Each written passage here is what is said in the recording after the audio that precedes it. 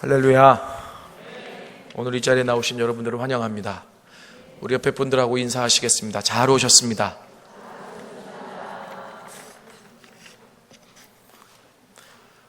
우리 같이 기도하시겠습니다. 하나님 감사합니다. 오늘 이 저녁에도 주님을 사모하는 마음으로 주 앞에 달려 나왔습니다. 하나님, 우리의 마음을 아시죠? 주님을 사랑하지만 우리의 연약함 때문에 잘 표현하지도 못하고, 그리고 사랑하는 만큼 주님 신뢰하고 섬기지도 못하며, 그러나 이 마음의 양심의 가책으로 다시 서야 된다는 사실은 늘 우리 안에 있습니다. 그래서 하나님이 신년 벽두에 이렇게 말씀으로 다시 신앙의 본질을 되찾아 우리를 개혁시키기 위해 이 귀한 시간들을 마련해 주신 줄로 믿습니다. 주님, 오늘 이 자리에 임재하여 주옵소서. 주님, 우리 마음속에 찾아와 주옵소서. 상처나고 그리고 하나님 굳어진 우리의 마음들을 만져 주옵시고, 하나님의 사랑으로 녹여 주옵시고, 하나님의 음성이 다시 들려지게 하옵시며, 그 사랑 때문에 하나님 감동을 경험하는 시간이 되게 축복하여 주옵소서. 오늘 주님 앞에 나올 때 주님이 허락하신 예물 가운데 일부를 정성껏 떼어서 하나님 앞에 올려드립니다. 주님, 기쁘게 받아 주시옵소서. 물질로도 심어 싸우니 물질로도 거두게 하셔서 하나님 물질의 축복받아 주의 나라와 영광을 위해 마음껏 일할 수 있도록 도와주시옵소서. 한평생 살면서 물질이 우리의 우상이 되지 않게 하시되, 그러나 시시때때로 풍족하게 공급하시는 하나님의 손길을 경험하며 살아갈 수 있도록 도와주시옵소서. 하나님 앞에 기도하옵기는 논산성결교회를 축복하여 주옵시고, 하나님이 지역과 나라와 민족과 열방을 품고 하나님의 귀한 사역을 감당함에 있어서 물질 때문에 어려움 겪지 않도록 주께서 2017년을 주께서 또한 축복하여 주시옵소서. 하나님, 오늘 이 시간이 맞춰지는 시간까지 성령님 충만하게 기름 부어 주옵소서. 이곳을 주의 보혈로 덮어 주옵시고 성령으로만 기름 부어 주옵소서. 예수님의 이름으로 기도드렸습니다. 아멘.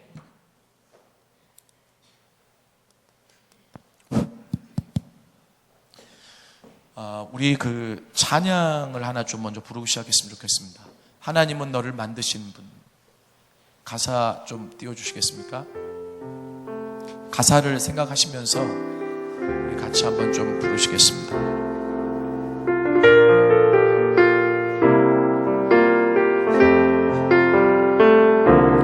하나님은 너를 만드신 가장 많이 알고 계시며, 하나님은 너를 만드신 너를 가장 깊이 이해하신단다. 하나님은 너를 지키시는 분, 너를 절대 포기하지 않으며, 하나님은 너를 지키시는 분, 너를 쉬지 않고 지켜보신단다. 그의 생각 셀 수 없고 그의 자비 무궁하며 그의 성실 날마다 새롭고 그의 사랑 끝이 없단다. 아멘. 이 찬양 아세요? 아니까 부르셨겠죠?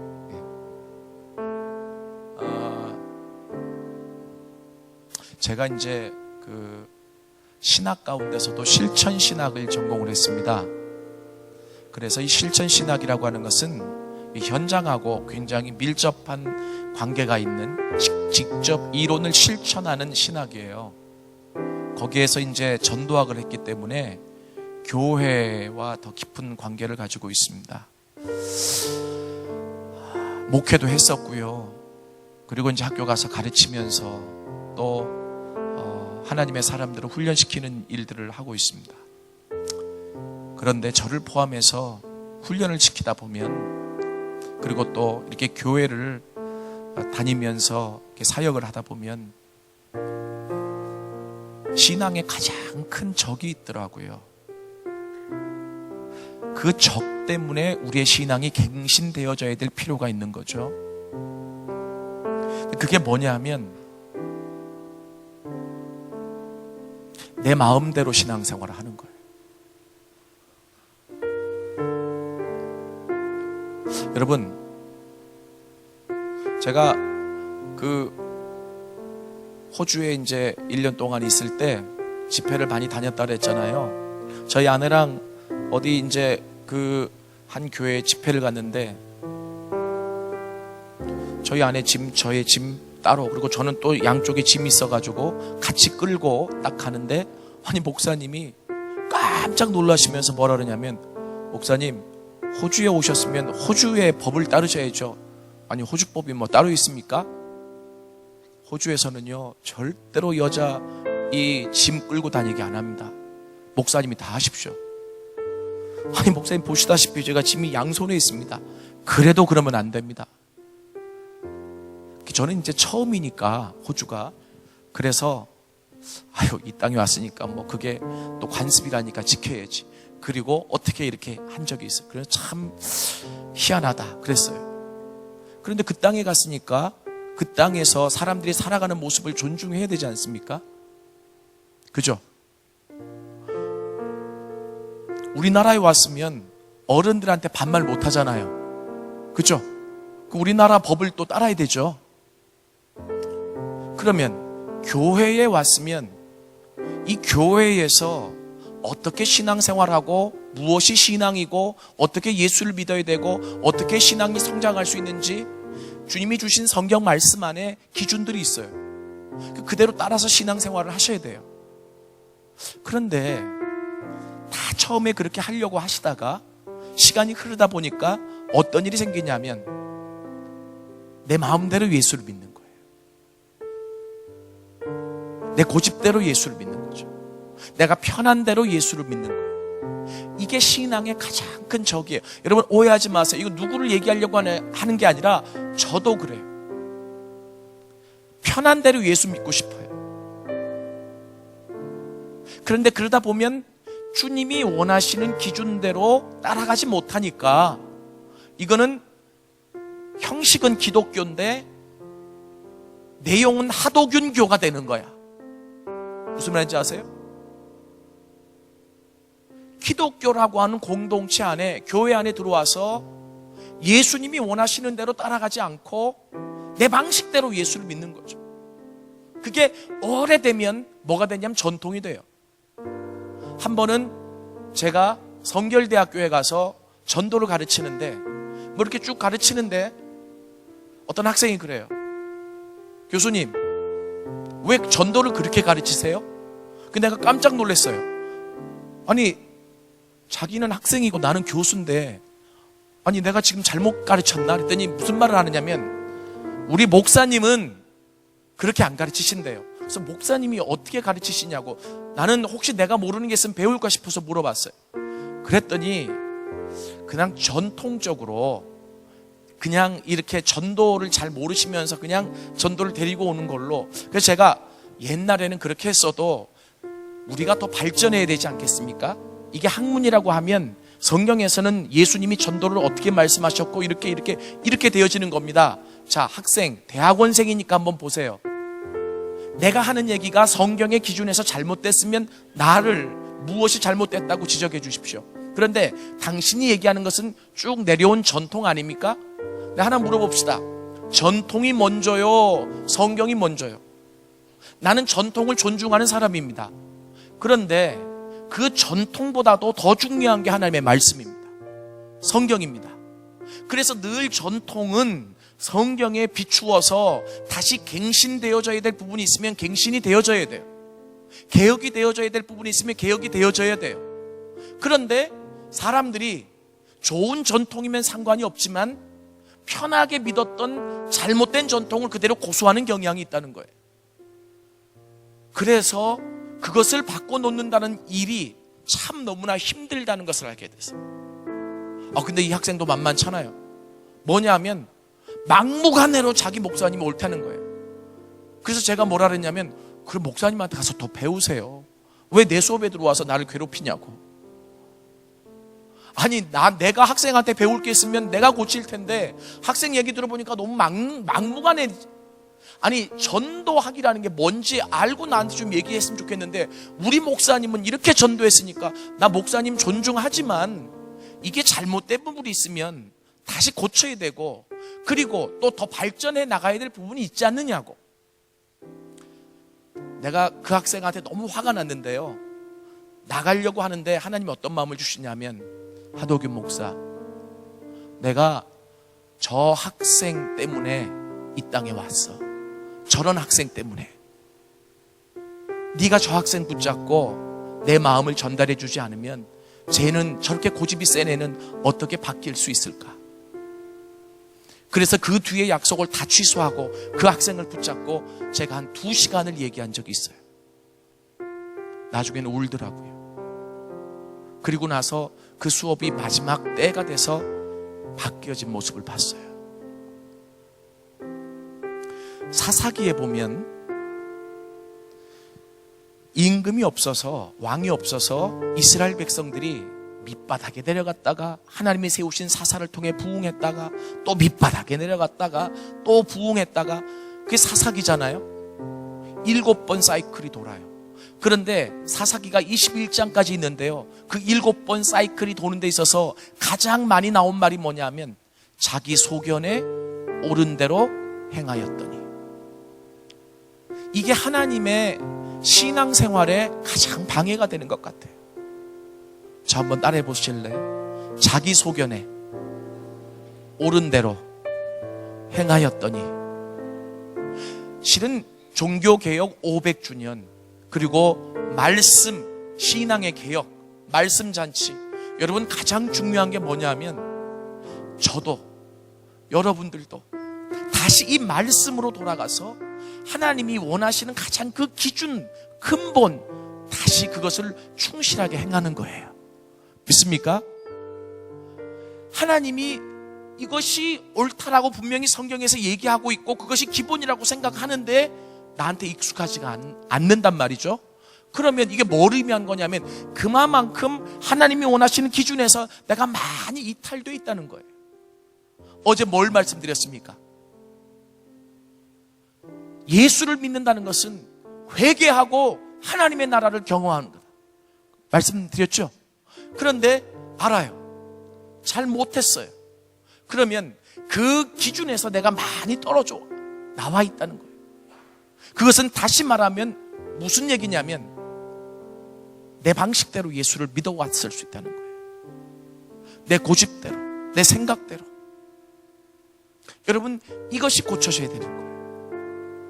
이해되세요?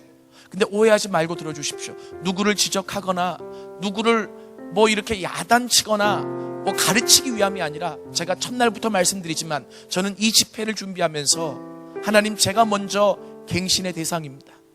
하나님, 이 집회가 저를 위해 있습니다. 저는 이런 마음으로 준비를 했습니다. 그래서 저도 그 하나님으로부터 무엇이 멀리 떨어져 있는지, 무엇이 내 방식대로 굳어져 있는지, 그 부분을 성령의 빛 가운데서 보고 있어요.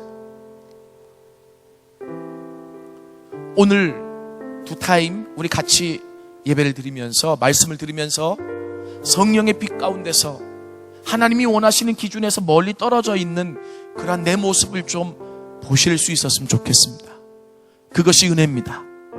그 은혜가 있어야 고칠 수 있습니다. 그 은혜가 있어야 갱신이 되어질 수 있습니다. 새로운 것을 배우려고 하지 말고 하나님이 원하시는 그 기준에서 내가 얼마만큼 벗어나 있는지, 오늘 주제는 뭐냐면 예수를 믿는다는 것은 하나님을 올바로 알고 순례자의 삶을 사는 것이다. 자, 저 한번 따라해 보세요. 하나님을 올바로 알고 순례자의 삶을 사는 것이다. 예, 하나님을 올바로 알고 순례자의 삶을 산다. 이것은 두 번째 타임의 순례자의 삶에 대해서 얘기를 할 거고요. 첫 번째 타임이 하나님을 올바로 알라, 이 얘기인데, 제가요 오전에 이 말씀을 준비해 왔지만 더 묵상하다가 그림을 어제부터 그리기 시작했잖아요, 여기 칠판에다가. 그래서 마지막 날에는 완성된 그림을 종합해서 드릴 수 있을 것 같아요. 그래서 그 그림 한 장이면 이번 집회가 요약될 수 있도록, 별로 반가워하시지도 않지만 저는 노력을 많이 했습니다. 자, 그런데 오늘 저녁에 말씀드릴 것은 뭐냐면, 하나님은 우리의 믿음의 대상이 되시잖아요. 그런데 그 하나님을 잘 모르는 경향이 있어요.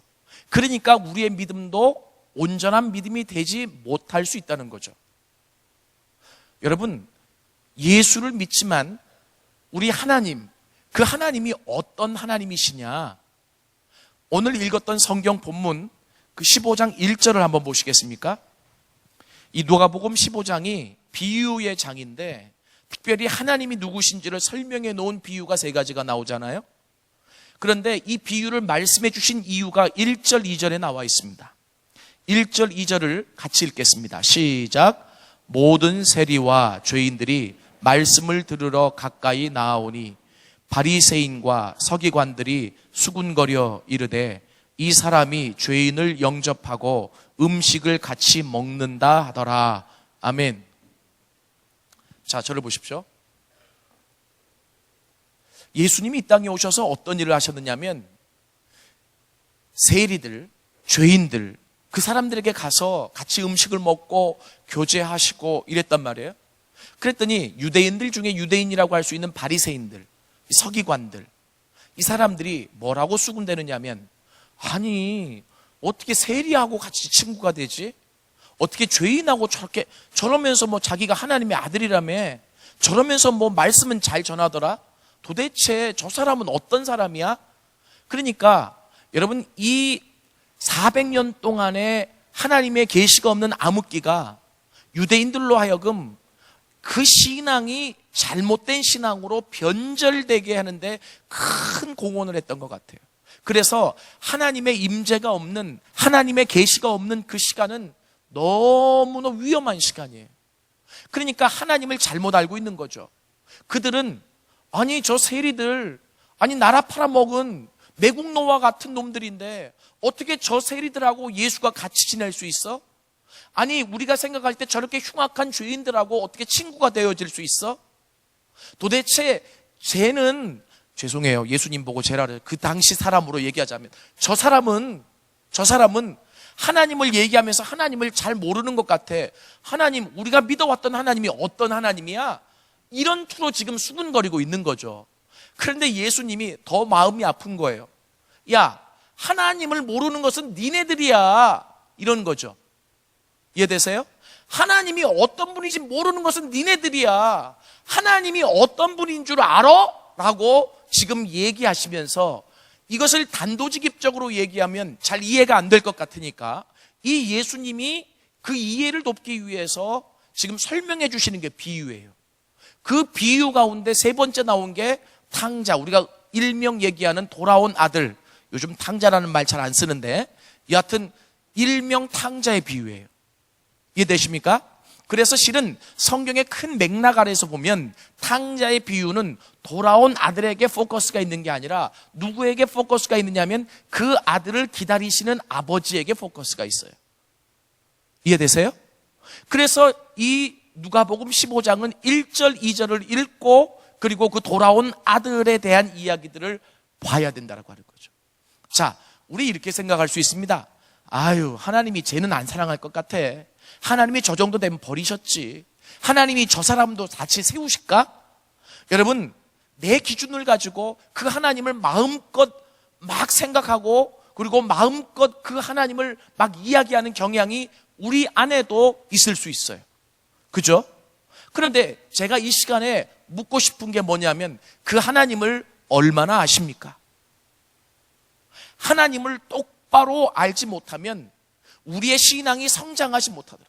이 유대인들이 알고 있었던 하나님은요, 굉장히 엄격하고 율법주의적인 하나님. 그래서 잘못을 하면 정의롭게 그 모든 것을 잘라내시고, 그리고 그 하나님 앞에 잘해도 그 하나님 앞에 기준에 들까 말까 하는, 굉장히 어떻게 보면 뭐랄까요, 규율이 있는, 그리고 법대로 집행하시는 아주 고드신 그런 하나님. 그런 하나님 맞기는 하지만 그게 하나님의 모든 모습인가라고 하는 거죠. 예수님의 이 비유에는 유대인들이 생각하지 못했던 파격적인 모습이 그 안에 담겨 있더라라고 하는 거예요. 제가 내일 마지막 시간에 믿음을 얘기할 겁니다. 근데 이 믿음이라고 하는 것이 믿음의 대상인 하나님을 전제하지 않고 믿음을 얘기할 수 있느냐 이 말이에요. 그 하나님이 어떤 분이신지 알기 때문에 믿음이 생겨나는 거고, 그 믿음이 성장하는 거고, 그리고 그 믿음을 구사하면서 신앙이 성장해 갈 수 있는 거예요. 그런데 중요한 것은 그 하나님의, 그 믿음의 대상인 하나님이 어떤 하나님이냐? 여러분, 이런 질문이 조금 새로우실지 모르겠어요. 저는 그래서 하나님을 아직도 다 모르지만 알아가려고 노력하고 있어요. 그래서 이 찬양을 부르자고 했던 거예요. 한번 다시 불러볼까요? 아니 뭐 이 찬양에 하나님에 대한 얘기가 다 나와 있다기보다는 어떻게 보면 참 잘 표현을 해놨다, 이렇게 여러분들에게 말씀을 좀 드리고 싶어요. 하나님은 띄워주십시오.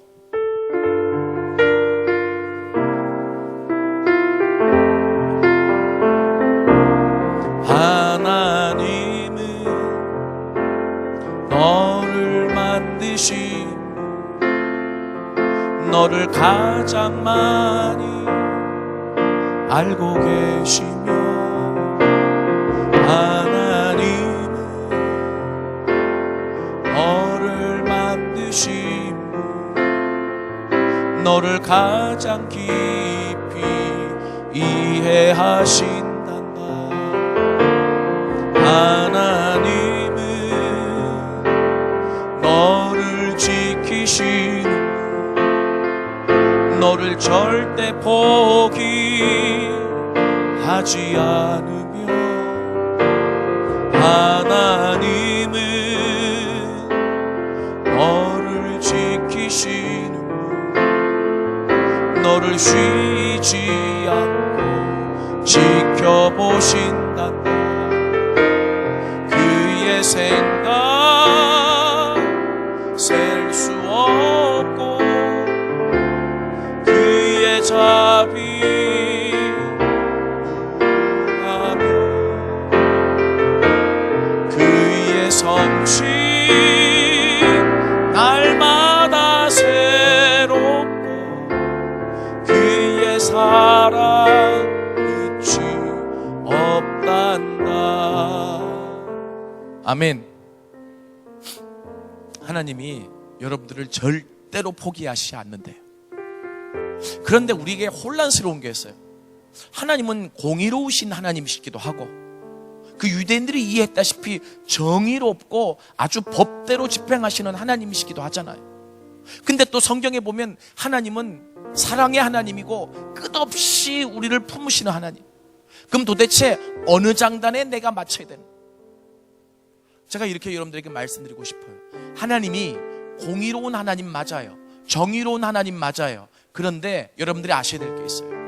그 공의와 정의를 버리셨다는 얘기가 아니라 공의와 정의보다 우리를 향한 하나님의 마음은 사랑이에요. 그 사랑, 만약에 하나님이 우리를 향해서 공의대로 정의대로만 당신의 법을 집행하신다고 한다면 나만 알 사람이 없어요. 그렇지 않아요? 저도 일찌감치 떨어졌을 거예요. 그런데 하나님은 그 중심과 기준이 있기 때문에 그 기준 가지고 우리를 심판하는 날이 분명히 오기는 와요. 그러나 심판하시기 위한 것이 하나님의 목적이 아니에요. 하나님은 기다려서 한 영혼이라도 더 구원받기를 원하세요. 하나님은 기다리셔서 한 사람이라도 더 세워지기를 원하세요.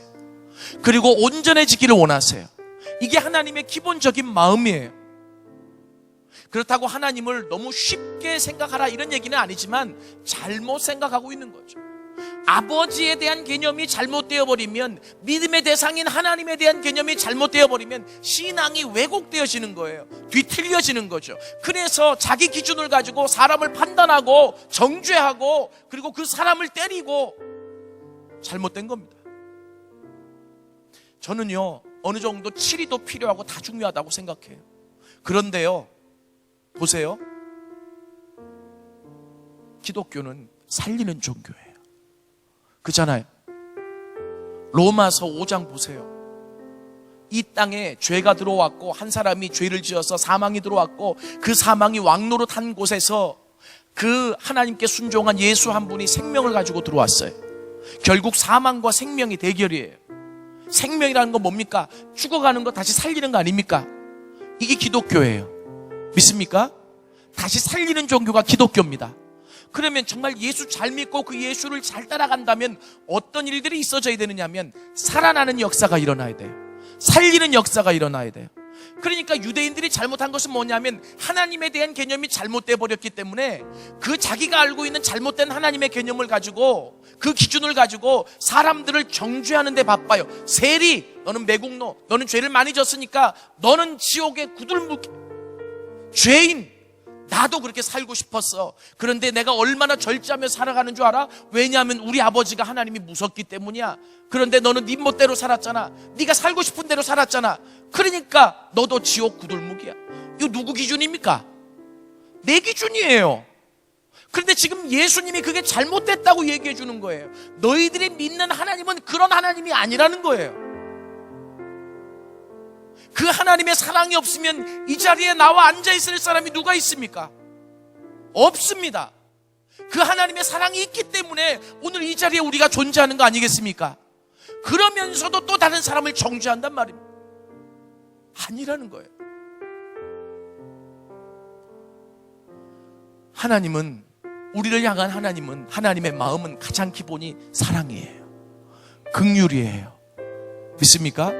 저는 그래서 사람이요, 왜 하나님과 멀어지느냐면 죄를 한 번 짓고 두 번 짓고 세 번 짓잖아요. 그러면 이게 처음에는 미안한 마음이 있다가 자꾸 굳어져서 그 하나님 앞에 가봤자 그 하나님은 나를 용납하지도 않을 거고, 그리고 그 하나님은 나를 버리실 거고, 그 하나님 나를 야단치실 거고, 차라리 내 멋대로 살자 이래가지고 자꾸 더 굳어지는 것 같아.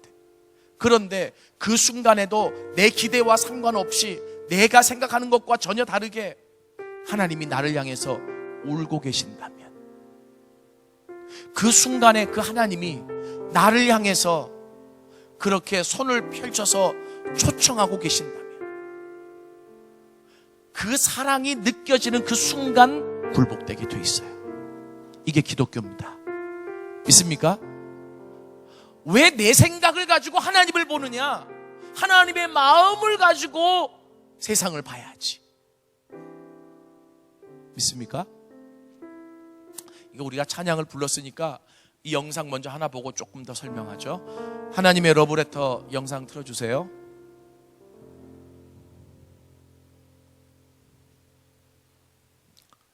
영상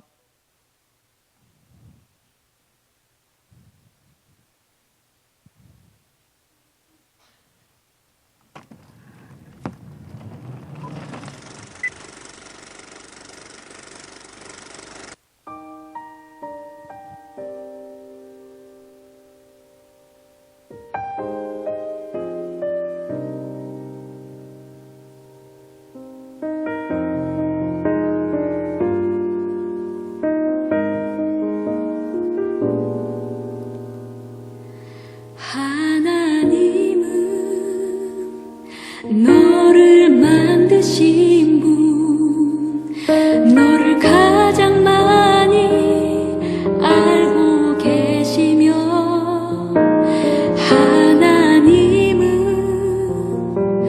너를 만드신 분, 너를 가장 깊이 이해하신단다. 하나님은 지키시는 분, 너를 절대 포기하지 않으며, 하나님은 너를 지키시는 분, 너를 쉬지 않고 지켜보신단다. 그의 생각 셀 수 없고, 그의 자비 무궁하며, 그의 성실 날마다 새롭고, 그의 사랑 끝이 없단다.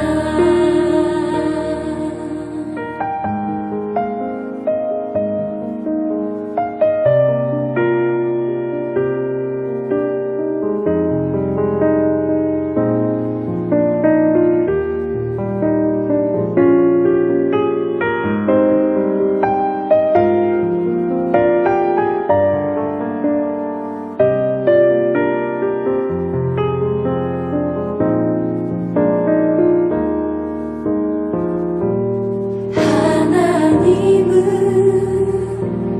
너를 원하시는 분, 이 세상 그 무엇 그 누구보다. 하나님은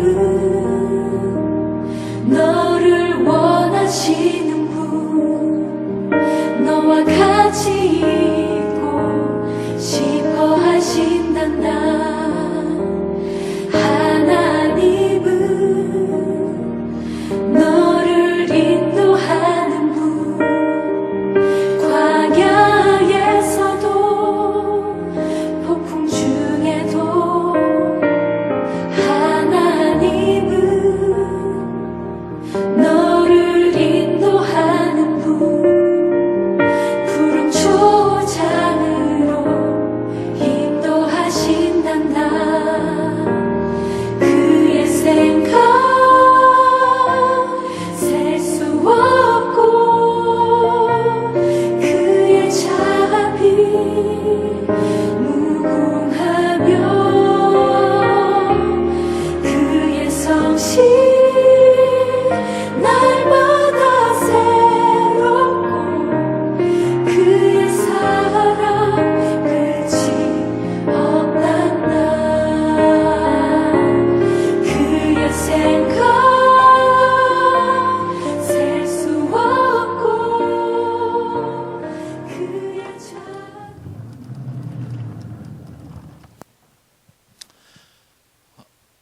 성경을 창세기 3장에 인간이 죄 때문에 타락한 이후 하나님이 그 타락한 인간을 회복하기 위한 구속사적인 관점을 가지고 쭉 성경을 보면 하나님의 사랑 없으면 성경은 쓰여지지 않았습니다.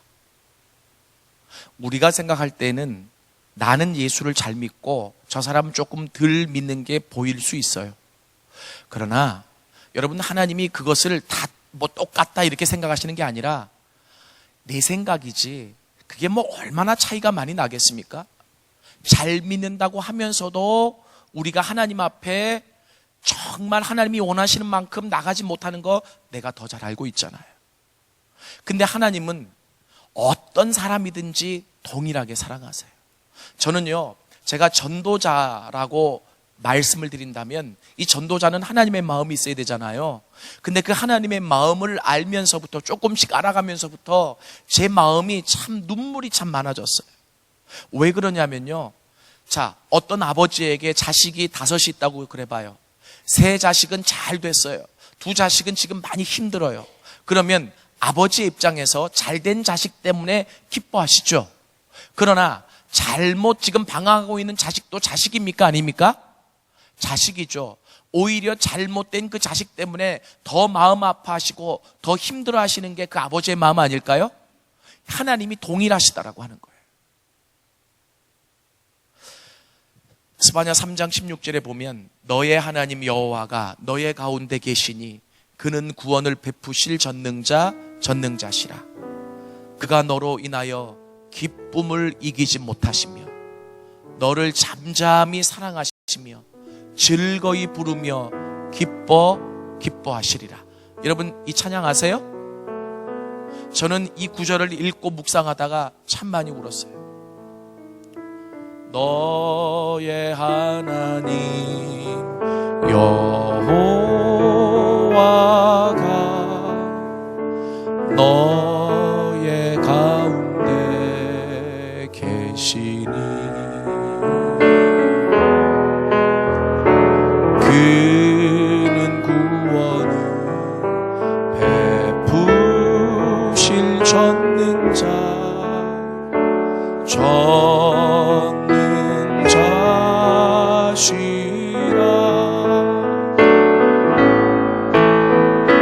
그가 너로 인하여 기쁨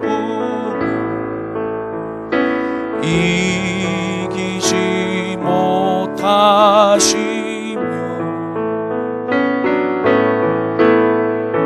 너를 잠잠히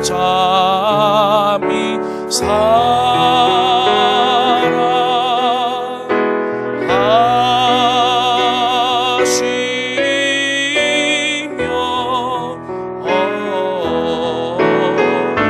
즐거이 부르며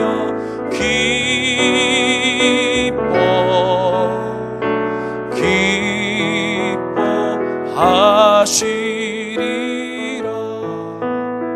아멘. 저는 이 구절을 읽을 때 그냥 어떤 하나님 마음에 드는 사람을 하나님이 기뻐하시는 줄 알았어요. 그런데 하나님의 입장에서 모든 사람들을 볼 때 그 사람이 너무 이쁜 거예요. 왜? 내 자식이니까. 이해되세요? 제가 간혹 그런 말을 해요. 아내랑 같이 와서 제가 이런 말 하기가 좀 송구스럽습니다만은 저희 아내가 아동상담 부모교육을 전공했거든요. 딸이 셋이 있는데 그 딸을 키우는데 제가 저희 아내가 저희 딸에게 하는 것을 보다가 어떤 생각이 드느냐면 저희 어머니도 저를 참 많이 사랑해 주셨어요. 근데 이제 옛날 분이시니까 표현을 좀 잘 못하시잖아요. 또 저희 어머니는 경상도 분이세요. 포항. 이 참 저희 아버지도 저희 어머니도 저희 할아버지도 그런데 표현을 잘 못하셨어요. 그런데 오늘도 저희 딸들한테 전화하면 뭐라 그러죠? 아이고 이쁜 내 새끼 아이고 아주 넘어가요. 근데 걔가 오늘 뭐 상을 받아온 것이 아니야. 매일 전화할 때. 그런데 우리 딸들은 그 엄마의 소리를 들으면서 그냥 흐뭇해하고 행복해하고. 그래서 제가 어떤 생각을 하냐면 저는 불만은 없습니다만은 저희 어머니가 살아계실 때 나한테 저 표현에 반만 해주셨어도 내가 더 바뀌어질 수 있었겠다. 뭐 이런 생각들. 여러분, 하나님이 지금 우리를 향해서 그렇게 사랑하고 계세요. 이게 왜 안 느껴지느냐? 이게 왜 안 경험되어지느냐? 영적으로 예민하지 못해서 그래요. 하나님하고 막혀있기 때문에. 그 하나님이 나를 향해서 어떤 생각을 가지고 계신지, 그 하나님이 나를 향해서 어떤 마음을 가지고 계신지, 아이고 이쁘다, 아이고 사랑한다, 이게 느껴지지가 않는 거죠. 저는 이것이 느껴질 수 있도록 뚫어지는 그 과정이, 그 뚫어지는 것이 은혜라고 봐요. 그러니까 새롭게 하나님이 나를 사랑하시는 게 아니라 하나님은 늘 나를 사랑해 오셨어요. 계속 나를 바라보고 안타까워하셨어요. 울고 계셨어요. 그런데 그게 안 들리고 안 만져지니까 그 하나님이 나를 향해서 버리신 것 같고, 나도 내가 싫은데 그 하나님이 나를 좋아하리 뭐 이렇게 생각하면서 포기해버리고, 그리고 죄가 하나님으로 하여금 더 멀어지게 만드는. 그래서 예수님이 이 유대인들에게 그 아버지를 어떻게 소개시켜 줄까라고 하다가 오늘 이 탕자의 비유를 드셨는데, 이 탕자의 비유는요 크게 우리가 세 등분으로 나눌 수 있어요. 이 누가복음 15장 몇 절부터죠? 16절부터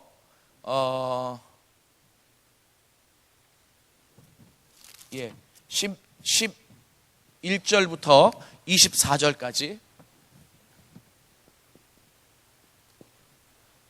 보면 이게 크게 이렇게 나뉘어져 있어요. 첫 번째는 타락이에요. 두 번째는 회개예요. 그리고 세 번째는 회복이에요. 그런데 이 세 가지 전체의 아버지가 어떻게 그 아들을 바라보는지가 나와 있지만 가장 중요한 것은 이 회복시켜 주시는 장면에서 아버지가 어떠한지가 자세히 나타나 있어요. 제가 먼저 쓰고 설명을 드릴게요. 이 타락에 보면 첫 번째 이기주의, 이것이 타락의 근본이 되는데 12절에 나와 있어요. 그리고 두 번째는 분리, 이 이기주의는 궁극적으로 아버지와 분리하게 만들죠. 13절에 나와 있어요. 그리고 세 번째는 아버지와 떨어지면 잘 살 것 같았는데 결국은 방탕하게 자기 자신의 자기가 주인이 돼서 살아요. 방탕한 삶을 살죠. 이것이 13절에 나타나 있어요.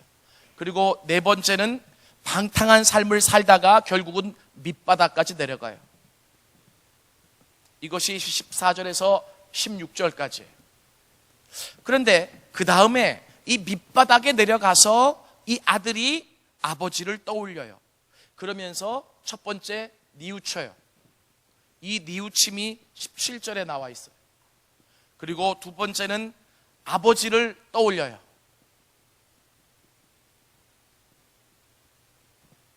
아버지를 떠올리는 것이 17절에 나와 있고요. 그리고 세 번째는 죄를 고백해요.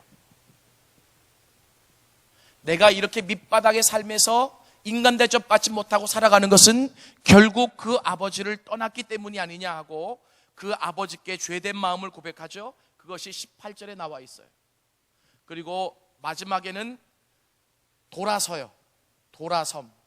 다시 아버지께로 돌아서요. 이 돌아서는 데는 반드시 필요한 게 있어요. 죄인된 입장에서 필요한 게 있어요. 그게 뭐냐면 내가 뭔가 포기를 해야 아버지께로 돌아설 수 있어요. 그래서 이 아들은 뭘 포기하느냐 하면 아들이라고 하는 지위를 포기해요. 그래서 이 내려놓음과 이 돌아섬은 같이 가요. 이게 19절에 나와 있습니다. 자, 이렇게 돌아서서 아버지께로 돌아갈 때 이 아버지는 아들을 보고 회복을 시켜주시는데 여기에 보면 어떻게 회복시켜 주시느냐. 첫 번째, 기다리시고 맞아주심. 이게 20절에 나와 있어요. 그리고 두 번째는 좋은 옷을 입혔다래요. 좋은 옷을 입혔다라고 하는데 이것은 비유적으로 보자면 삶의 회복이에요. 이것이 22절에 나와 있어요. 그리고 세 번째는 가락지를 끼워주고 그리고 신을 신겨줬다 그랬죠. 이것은 유대 풍습에 의하면 지위의 회복이에요. 이 지위의 회복은 22절에 나와 있어요. 그리고 4절에 보면 잔치를 벌려줘요. 이것은 명예의 회복이에요. 이게 23절에 나와 있어요. 그리고 24절, 25절부터 34절까지는 아직도 그 아버지를 알지 못하는 그 집에 남아있는 자기 형에 대한 이야기가 나오죠. 이해되세요? 그러니까 결국 여기서 24절에서 얘기가 끝날 수 있는데 이 비유가 보면은 뒤에, 그래서 우리가 흔히 이제 목사님들이 어떤 얘기를 하시냐면 또 다른 탕자가 있다고, 그 집에 또 다른 탕자가 있다고 그러잖아요.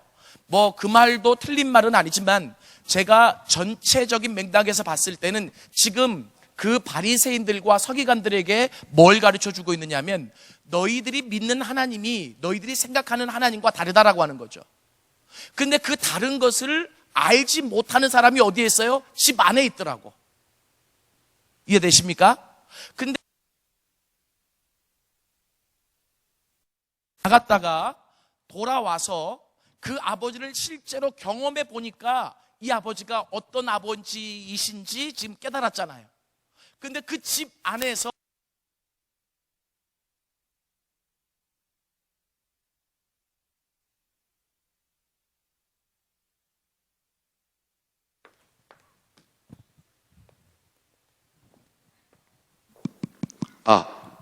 착실한 아들임에도 불구하고 뭐래요? 아버지가 어떤지를 몰라요. 그러니까 나는 집에서 일만 하는데 아버지는 나를 위해서 잔치 한번 벌여준 적 있냐? 우리는 이 아들의 말에 굉장히 설득력이 있다고 생각을 해요. 그죠? 아니 뭐 동의하셔도 돼요. 아니 그렇잖아요. 아니 뭐 내가 언제 집을 한번 나가봤어? 아니면 아버지 속을 새겨봤어? 근데 아버지를 위해서 평생 집에서 일해왔는데 아버지는 나를 위해서 잔치 한번 벌여준 적 있냐? 막 이러잖아요. 예? 자, 여기서 지금 15장 예수님의 이 비유에서 말씀해 주시려고 하는 것은 둘째 아들이 더 낫다, 그러니까 너희들도 집 한번 나갔다 와라, 이런 얘기도 아니고, 야 나가니까 힘들지 거봐라 집에 붙어 있어라, 이런 얘기도 아니에요. 이거는 이 15장에 이 돌아온 아들의 비유의 가장 중요한 핵심은 뭐냐면 아버지예요. 아버지. 그 아버지가 어떤 아버지시냐? 그러니까 우리의 생각을 초월하시는 아버지시. 우리가 생각하지 못하는 것은, 아버지가 그 큰아들은 이뻐하시지 않을까요? 얼마나 고마워하는 마음이 있겠어요? 그런데 그 나갔다가 돌아온 아들을 향한 아버지의 마음을 몰라요. 그러니까 아버지가 그 큰아들에게 뭐라 그러냐면, 야, 내 집에 있는 거 다 네 거 아니냐? 그런데 나는 지금 내 아들을 잃었다가 찾았다라고 하는 거죠. 이해되십니까? 여러분, 이 아버지가, 저는 그래서 곰곰이 생각해요. 뭐냐면 우리가 신앙을 점검할 때 그 신앙의 대상이 되시는, 믿음의 대상이 되시는 이 아버지를 똑바로 이해하지 못하면, 우리가 똑바로 알지 못하면 내 생각대로 아버지를 위축시켜버리고, 내 생각대로 아버지를 심판의 기준으로 삼았다가 내 생각대로 다른 사람을 정죄하는 데 사용되고, 이런 아버지가 아니라는 거예요. 그 아버지는 처음부터 우리를 포기하지 않으셨던 아버지, 그 아버지는 처음부터 우리를 기다리셨던 아버지, 그리고 그 아버지는 처음부터 우리를 한 번도 사랑하지 않았던 적이 없으셨던 아버지. 믿습니까? 이 마음이 깨달아져야 돼요. 이게 언제 깨달아지는 줄 아세요? 여러분 깨달으세요. 아멘에서 깨달아지는 게 아니라 지식적으로 먼저 알고, 그리고 나서 삶으로 부딪히면서 그 아버지가 나에게 어떤 아버지이신지 직접 경험되어질 때 그 아버지를 더 깊게 알아가는 거예요. 믿습니까? 저 한번 따라해 보세요. 우리가 하나님을 알자. 하나님을 힘써 알자. 여기서 알자라고 하는, 여러분 다 많이 들으셨죠? 알자라고 하는 이 단어는 지식적으로 아는 것이 아니라 뭐예요? 경험적으로 깊게 아는 거예요. 그러니까 여러분들이 이것들을 보세요.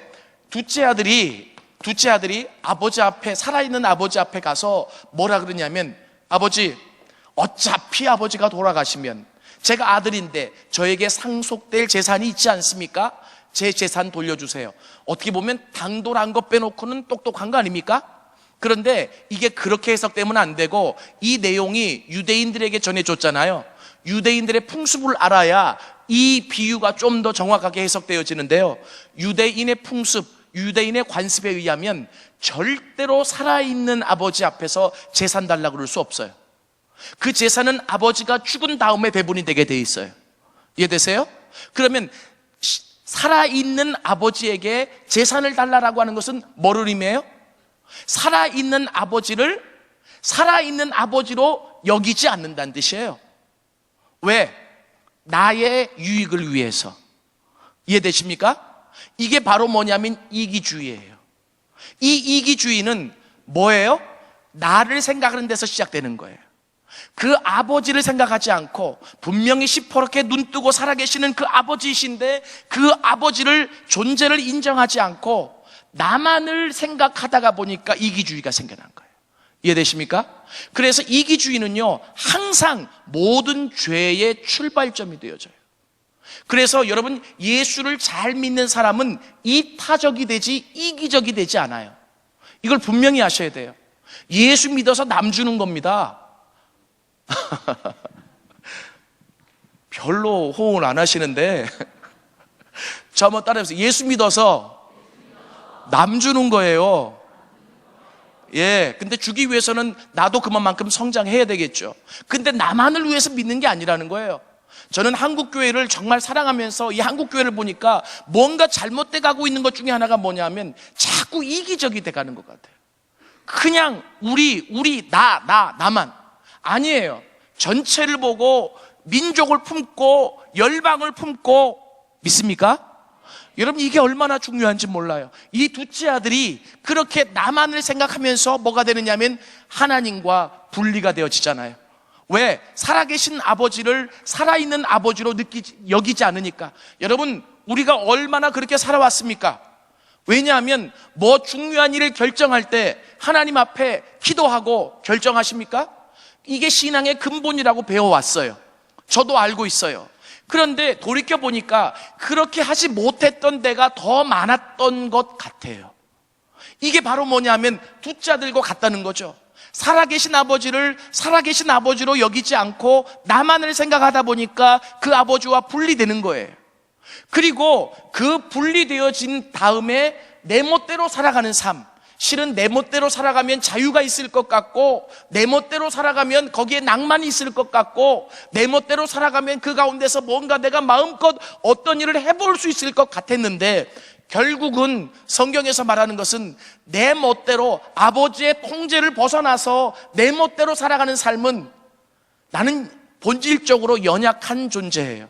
그래서 방탕한 삶을 살아갈 수밖에 없다는 거죠. 그리고 그 끝은 뭐예요? 사람이지만 사람 취급을 받지 못하는 밑바닥까지 내려가는 거죠. 지금 이 비유가 크게 이 4단계의 타락을 보여주고 있습니다. 이해되십니까? 여러분, 혹시 여러분들이 여러분의 신앙을 점검하다가, 오늘 여기에서 신앙을 점검하라는 얘기는 아니고 아버지를 얘기하려고 하다가 지금 얘기 나왔지만 어느 단계에서든지 걸리시면 돌이킬 수 있기를 원합니다. 자, 밑바닥까지 갔어요. 근데 이 둘째 아들의 장점이 있습니다. 그게 뭐냐면 밑바닥까지 가서 뭐를 보느냐면, 내가 잘못됐구나 라고 하는 것을 깨달아요. 그러면서 뭘 떠오르냐면, 우리 아버지 집에서는 일꾼도 자식처럼 풍요롭게 먹고 자유롭게 지내는데 나는 돼지보다도 못한, 돼지가 먹는 주염 열매도 마음대로 못 먹는 밑바닥 인생이 되는 거예요. 여러분, 분명히 기억하세요. 물을 떠난 고기가 설령 산다고 해도 예수 떠난 심령은 살 수 없어요.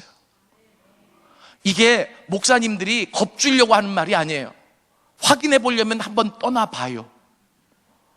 정말이에요. 밑바닥까지 내려갑니다. 물을 떠난 고기가 설령 산다 해도, 이 옛날 찬송가 있잖아요. 물을 떠난 고기가 설령 산다 해도 예수 떠난 심령은 살 수가 없어요. 예수님 내 주여 내 맘속에. 나만 부르는 것 같아요? 처음 들으세요? 아니, 반응을 좀 해보세요. 난 여러분들이 잘 듣고 계신지 어떤지, 난 지금 3일째 되는데 새로 와, 이게 막. 저는 그 찬양이 그냥 이게 참 많이 들었는데요, 참 간단하지만 진리가 담겨 있는 것 같아요. 그러니까 탕자처럼 밑바닥까지 내려가서야 그 아버지의 소중함을 깨닫는 거죠. 그리고 그 아버지를 먼저 생각했다라고 하는 것, 그래서 그 삶을 뉘우친다라고 하는 것, 여기에서부터 회개가 시작되는 거예요. 믿습니까?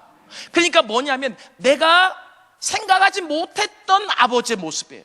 같이 살 때는 몰랐어요. 근데 떠나서 밑바닥을 삶을 살아보니까 우리 아버지는 종에게도 그렇게 안 했다는 거예요. 그잖아요. 우리 아버지는 우리 집에 있는 종에게도 그렇게 하지 않고 자식처럼 잘 베풀어 주셨던 아버지인데, 내가 왜 못 돌아가느냐면 자식이기 때문에 못 돌아가는 거야. 그러니까 차라리 자식임을 포기하고 그것을 내려놓고 돌아갈 수 있다면, 믿습니까? 그래서 이 둘째 아들이 그 아버지를 떠올리고 무엇을 포기해요? 자식인 것을 포기하죠. 그리고 내가 한 품꾼의 하나로, 아버지 집의 품꾼의 하나로 나를 좀 써주옵소서. 여러분, 실은 이게 진정한 회개예요. 내 거 가지고 아버지께로 돌아가는 거 아니에요. 내가 가지고 있는 거 다 써봤잖아요. 그랬더니 삶은 밑바닥이더라고요. 내 모습대로 내 마음대로 살아갈 수가 없어요. 지금은 뭔가 될 수 있을 것 같죠? 하나님이 없으면 아무것도 못해요. 이 고백이 있는 자가 형통한 자예요. 믿습니까?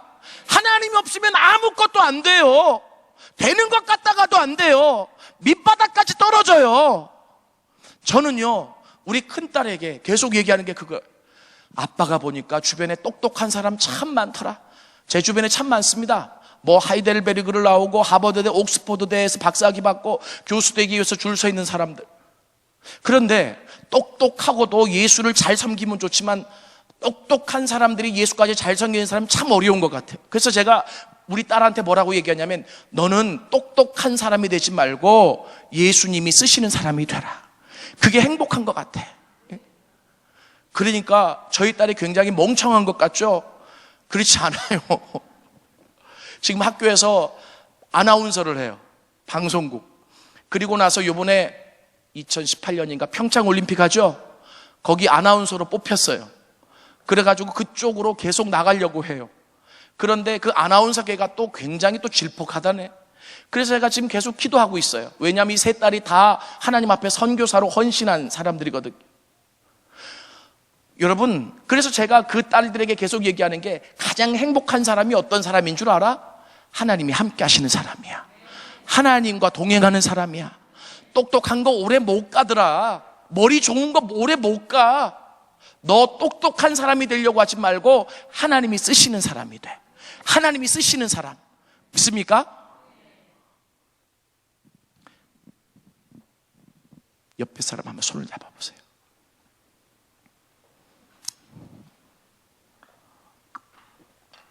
얘기해봐요. 저 따라해서 해보여요. 똑똑한 사람이 되기보다는 하나님이 쓰시는 사람이 되십시오. 하나님이 함께 하시는 사람이 되십시오. 아멘. 저를 보세요. 어떤 사람들 그래요. 나는 둘 다 될 건데. 둘 다 하세요. 자신 있으면 하세요. 나는 둘 다 하기 너무 힘들더라고요. 이게 똑똑하다는 게, 제가요, 훈련 받을 때 저희 스승한테 가장 나중에는 치욕스러운 말이 뭐였느냐면, 너는 오죽 못났으면 그렇게 똑똑하냐? 난 처음에 이게 칭찬인 줄 알았잖아. 똑똑하다고 칭찬하는 줄 알고. 그런데 이게 뭐냐면, 머리가 그러니까 스승의 입장에서 보니까 쟤는 자꾸 머리를 쓰는구나. 하나님 앞에 그거 내려놓고 굴복하려고 하지 않고 자꾸 무슨 일이 생기면 머리부터 굴리는 거예요. 근데 그렇게 살아왔는 걸 어떻게 해? 그것을 다시 하나님 중심으로 살아가기 위해 리셋해야 되잖아요. 다시 재정립해야 되잖아요. 이해되세요? 처음에는 우리 스승이 나보고 똑똑하다 이래서 칭찬인 줄 알았는데, 나중에는 제가 예수님의 제자가 되기 위해서 몸부림치다 보니까 그만큼 치욕스러운 말이 없어요. 왜 똑똑하게 머리 쓰느냐 이 말이에요. 정말 똑똑한 사람은 뭐냐면 하나님 앞에 굴복한 사람이에요. 그 하나님 앞에 붙들린 사람이에요. 그 하나님과 같이 가는 사람이에요. 믿습니까? 여러분 절대 착각하지 마세요. 그래서 저도 우리 제자들한테 동일하게 그래요. 저는 그게 치욕스럽기 때문에 그런 말을 직접적으로 안 하고, 우리 그냥 똑똑하게 살지 말고 하나님께 붙들림 받아 살자. 하나님이 원하신 대로 살자. 믿습니까? 그래서요, 그 아들이 돌아서잖아요. 내가 아버지께 죄를 지었나이다. 내가 아버지께 죄를 지었나이다. 하나님 앞에 돌아갈 때는요, 동일한 마음이, 하나님 전에 문지기로 내가 설 수만 있다면, 그 하나님 나라에 내가 어떤 한 종으로도 내가 섬길 수만 있다면, 그 나라에 들어가는 게 나에게 큰 은혜입니다. 이게 절대적으로 낮아진 자의 고백이에요. 믿습니까? 어느 정도까지 낮아져야 되느냐면, 그 정도까지 낮아져야 아버지께로 돌아가더라고요. 그 정도까지 낮아지지 않으면 아직도 머리 굴리는 거죠. 뭐요? 아직도 돈 빌려줄 사람이 있는 거고, 그잖아요. 아직도 나를 위로해 줄 사람이 있는 거고, 아직도 내가 기댈 언덕이 있는 거예요. 근데 그 모든 줄이 다 끊어지면 어떻게 해요? 아버지가 나를 받아주시지 않으면 어떡하지? 이 생각이 들잖아요. 그죠? 이 생각이 들어야 아버지께로 돌아가요. 근데 그 아버지께 돌아가기 위해서는 내가 너무나 죄를 지었는데, 왜요? 살아계신 아버지를 죽은 아버지처럼 취급하고 재산을 가져왔거든. 다 탕진해버렸거든. 밑바닥의 삶을 살았거든. 그러니 돌아갈 면목이 없는 거죠. 그런데 그 아들이 아버지를 자세히 알지 못했어도 그 밑바닥까지 가서 떠올린 아버지의 모습이 있어요. 뭐냐면 우리 아버지는, 우리 집에서는 종들도 이렇게 대하지 않는다. 우리 아버지는 종들도 자식처럼 대했다. 풍성하게 먹었더라. 인간다운 삶을 살았더라. 내가 차라리 그 집에 가서 종 노릇을 하는 게 낫겠다. 여기서 굶주려서 이 취급을 받고 살아가느니 차라리 아버지 집에 가서 종 노릇 하는 게 낫겠다. 아버지에 대한 어렴풋한 새로운 인식이 들어오기 시작한 거죠.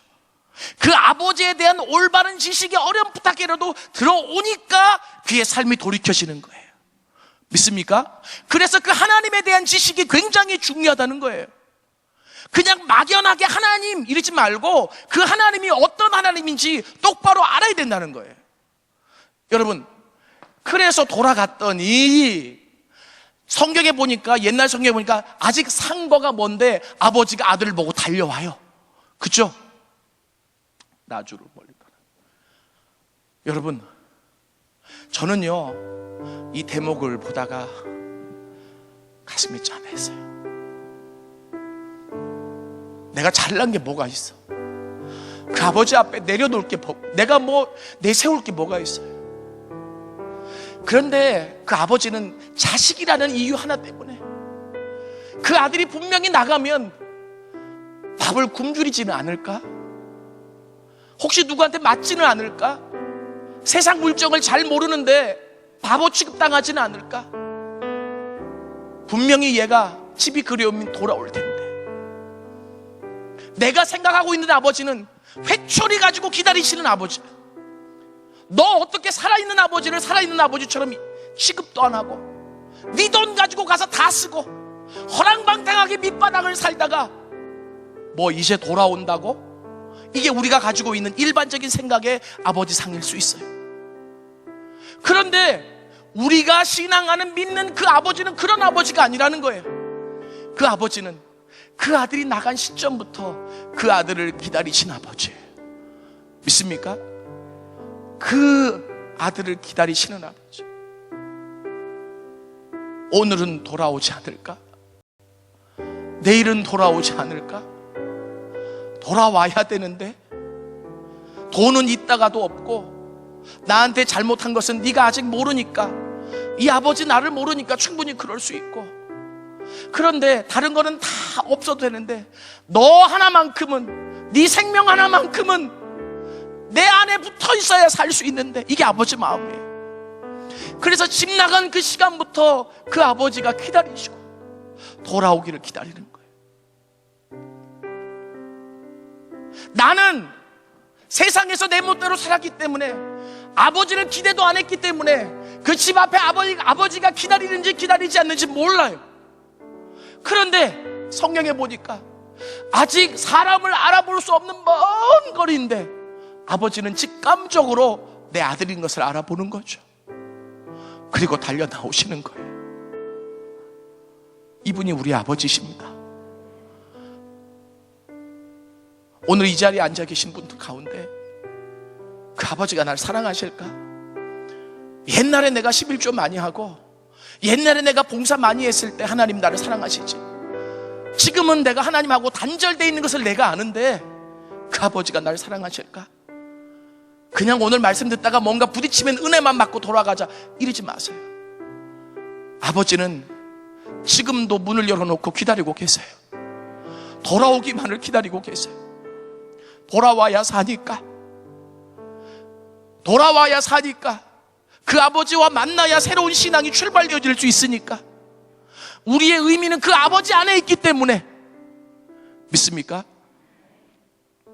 그렇게 나를 기다려주시는 것만 해도 고마운데 그 아버지는 그 아들을 맞아주시고 좋은 옷을 입혀주세요. 실은 구약 성경에 보면 회개할 때 굵은 베옷을 입잖아요. 이게 뭐냐면 삶의 태도를 바꾸는 거예요. 구약에서 옷이라고 하는 것은 삶과 직접적인 관계가 있어요. 좋은 옷을, 그가 가지고 있었던 거지와 같은 옷을 벗기시고 좋은 옷을 입혀주셨다고 하는 것은 나를 맞아주시기만 해도 감사한데 아버지가 내가 기대하지 않았던 삶의 지위를 회복시켜 주신 거예요. 믿습니까? 저 따라해 보세요. 그 아버지가 해답입니다. 아버지께로 돌아와야 합니다. 아멘. 잘한 거 아무것도 없어요. 지금 바리새인들과 서기관들은 다른 사람들, 세리들, 죄인들을 향해서, 야, 특히 바리새인들 말이죠, 일주일에 3번 금식해 봤냐? 하루에 3번씩 기도해 봤어? 여러분 잘 들어보세요. 아무리 종교적인 행위를 하더라도 그 종교적인 행위 안에 하나님의 임재가 없으면 그것은 내 의가 돼버리더라고. 그래서 남을 정죄하고 비판하는, 아무것도 잘한 게 없는데, 그런데 아버지가 돌아오니까 회복시켜 주세요. 뭘요? 삶을. 여러분의 삶이 회복되어지기를 원하신다면 지금 떠나가 있는 그 몇 프로라도 하나님께로 가지고 나오십시오. 기다리고 계시는 그 아버지께로 나오십시오. 갔더니 또 아버지가 옷만 좋은 것으로 입혀주신 것이 아니라 가락지를 끼워주시고 신을 신겨주세요. 이거 유대인의 풍습에 의하면 지위의 회복이에요. 나는 아들이라고 하는 지위 다 잃어버렸어. 그리고 이미 돌아갈 때 품꾼의 하나로 써달라고 그 마음 가지고 돌아갔어.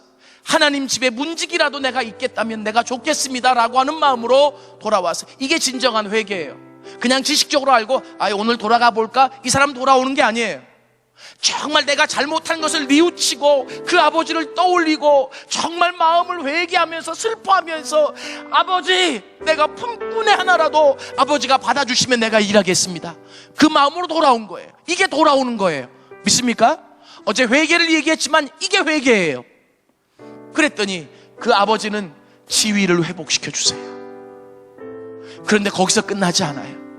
내 아들이 돌아왔다, 잔치를 벌리자, 그러시면서 명예를 회복시켜 주세요. 할렐루야. 뭐가 잘났다고? 뭐 잘했다고? 하나님 앞에 뭐 내가 내세울 게 있어서? 단지 하나, 하나님의 형상과 모습대로 지음받은 하나님의 자녀이기에. 믿습니까? 이 시간에 돌아오십시오. 그 아버지를 똑바로 아십시오. 한없이 사랑하시고 한없이 품고 계시고. 미국에 그 놀라운 미국 사람들을 감동시킨 어떤 실화가 있더라고요. 동영상에 하나 찾았습니다. 보시고 말씀을 좀 첫 번째 시간을 마무리하겠습니다.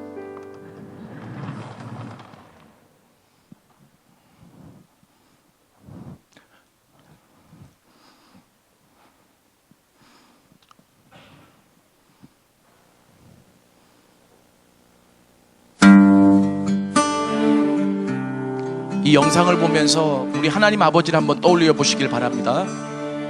Who taught the sun where to stand in the morning? And who told the ocean you can only come this far? And who showed the moon where to hide till evening?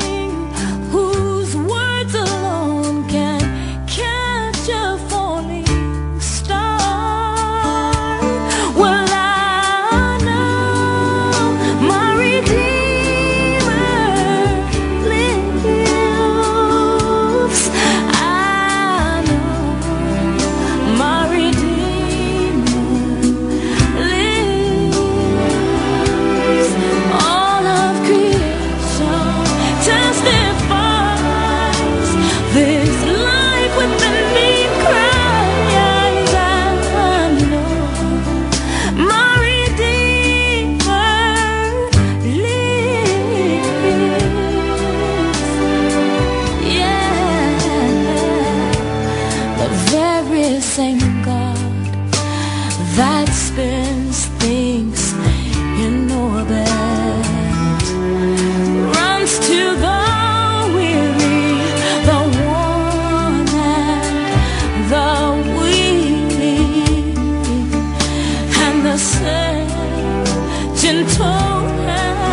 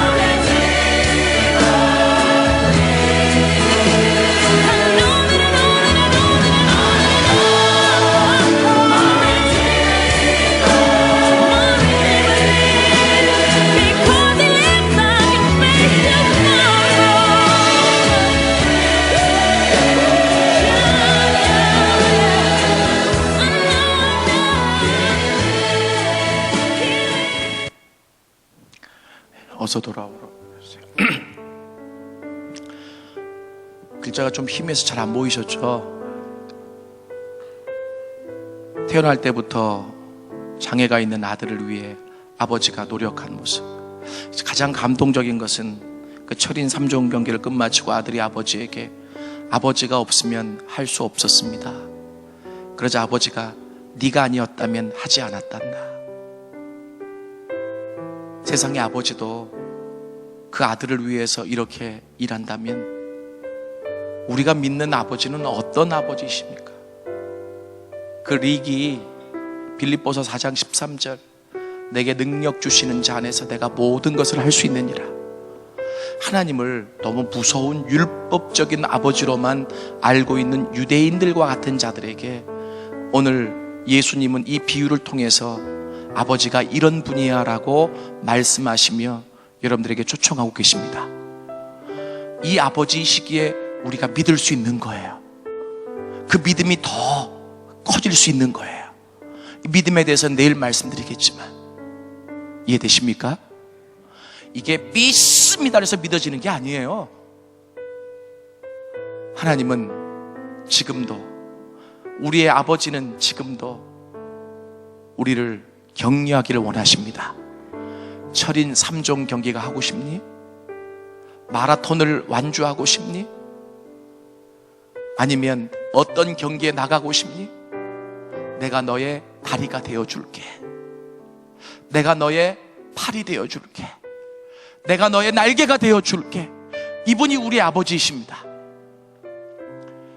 우리가 잘못 알았던 그 아버지의 상을 오늘 좀 내려놨으면 좋겠어요. 아버지의 마음을 담은 찬송가 우리 한번 부르고 기도하시겠습니다. 어서 돌아오.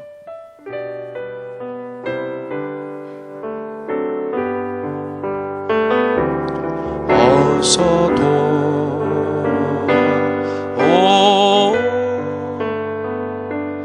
어서 돌아마노.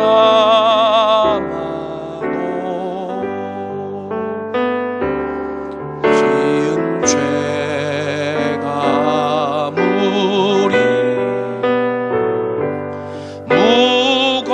무겁고 그 길로 주었지 못 감당하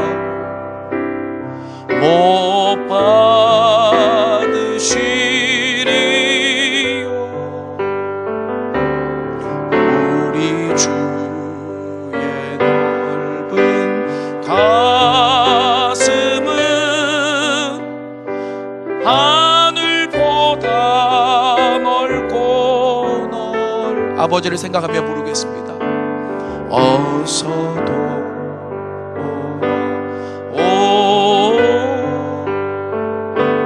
어서 돌아마노.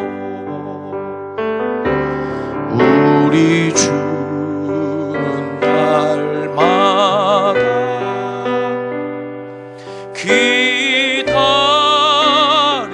기다리신다.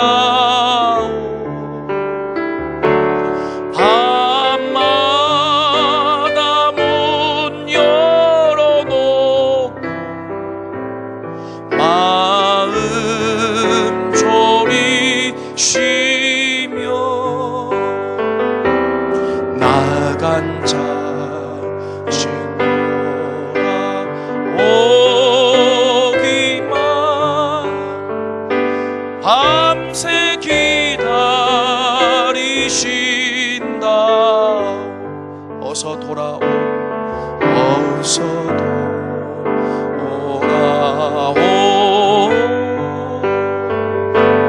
어서 돌아마노.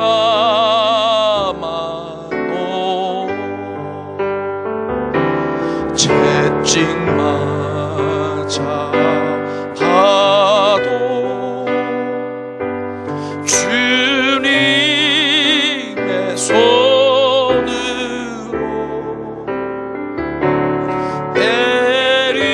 내리시고 어루만져 위로해 주시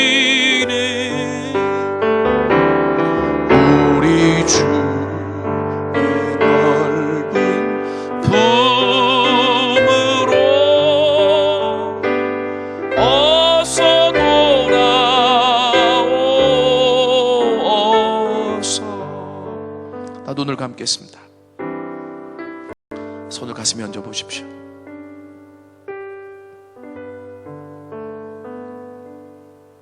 아버지를 얼마나 알고 계십니까? 그 아버지를 얼마나 알고 계십니까? 아버지가 지금 회초리를 가지고 나를 기다리고 계신다고 착각하고 계시지는 않습니까?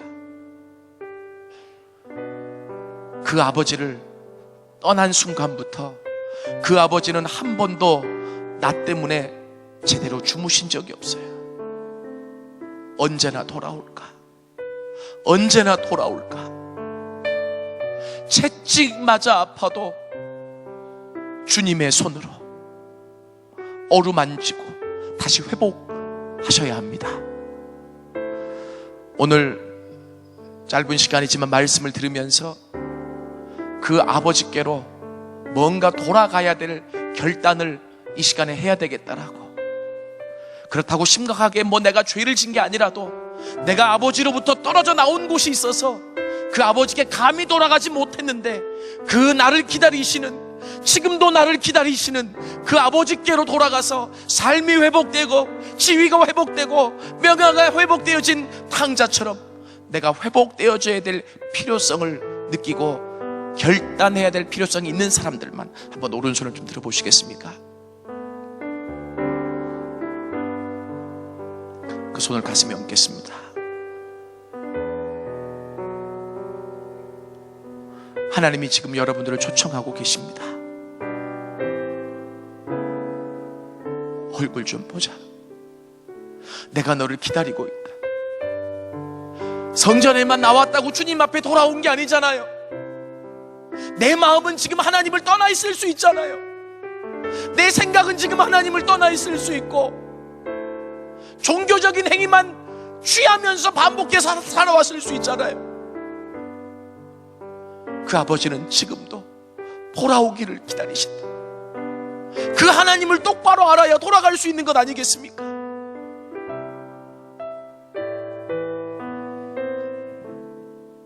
제가 이 시간에 기도하겠습니다. 하나님, 오늘 이 시간에 하나님을 다시 한번 생각합니다. 나는 몸은 주님 앞에 나와 있지만 내가 하나님을 거부한 적도 많고 내가 고질적으로 짓는 죄도 있고 그 하나님을 마음적으로 떠난 부분도 있어서 그 하나님 앞에 돌아가기를 두려워했는지도 모릅니다. 그 하나님 앞에 돌아가기를 꺼려했는지 모릅니다. 그런데 오늘 하나님 아버지를 잘못 이해하고 있는 바리새인들을 향해, 그 서기관들을 향해 예수님이 그 아버지가 어떤 분이신지를 설명해 주시는 이야기를 들으며 다시 한번 그 아버지를 생각해 봅니다. 하나님, 감사합니다. 나를 포기하지 않아서 감사합니다. 나를 기다려 주셔서 감사합니다. 나를 사랑해 주셔서 감사합니다. 끝까지 나를 기다려 주셔서 감사합니다. 그 하나님의 품으로 돌아갈 수 있도록 하나님, 우리의 마음이 성령의 빛 안에서 조명되어져서 어렴풋한 그 아버지의 개념이라도 탕자처럼 들어와 하나님 돌아갈 수 있도록, 결단할 수 있도록 도와주시옵소서. 그 아버지께로 돌아가야 회복이 있는 줄 압니다. 나는 아무것도 잘한 것이 없지만 그 아버지는 돌아왔다는 그 한 가지만으로 나를 안아주시고 삶을 회복해 주시고 지위를 회복해 주시고 명예를 회복해 주시는 아버지이시라는 것을 다시 한번 깨달았습니다. 하나님, 그 아버지께로 돌아가는 자들이 되게 하여 주옵소서. 그 아버지가 어떤 아버지신지 이제는 내가 온전히 더 깊게 알아갈 수 있도록 우리의 신앙의 여정을 이끌어 주시옵소서. 오늘 특별히 손을 들고 결단한 분들을 기억하시고 한 번의 결단으로 끝나는 것이 아니라 당자와 같은 마음으로 하나님 품꾼의 하나라도 나를 써주옵소서. 아버지 나라의 문직이라도 나를 써주옵소서. 비고 비인 마음으로 주님께 돌아가 회복되어지는 역사가 있게 하여 주옵소서. 예수님의 이름으로 기도드렸습니다.